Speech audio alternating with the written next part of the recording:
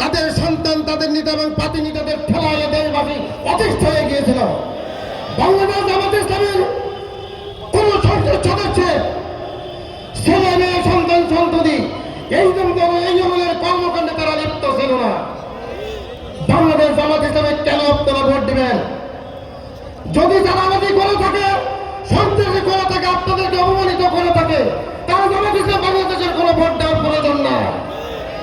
কিন্তু দুঃখজনক হলেও সত্য, 5 আগস্টের পর এদেশের মাটি এবং মানুষের সাথে, বিশেষ করে হিন্দুদের সাথে যে ব্যবহার করেছে বাংলাদেশ জামাত ইসলাম, এই দিকে বিবেচনা করে, এই দিকে লক্ষ্য রেখে বাংলাদেশের স্বাধীনতা সার্বভৌমত্বকে রক্ষার স্বার্থে আগামী দিন দাঁড়িপাল্লা প্রতীকে ভোট দেওয়া দৃঢ় প্রত্যয় ব্যক্ত করে আমি আমার কথা এখানে শেষ করছি। আসসালামু আলাইকুম ওয়া রাহমাতুল্লাহ। সম্মানিত উপস্থিতি, এবার যারা সারা নিয়ে আসছেন বাংলাদেশ জামাত ইসলামী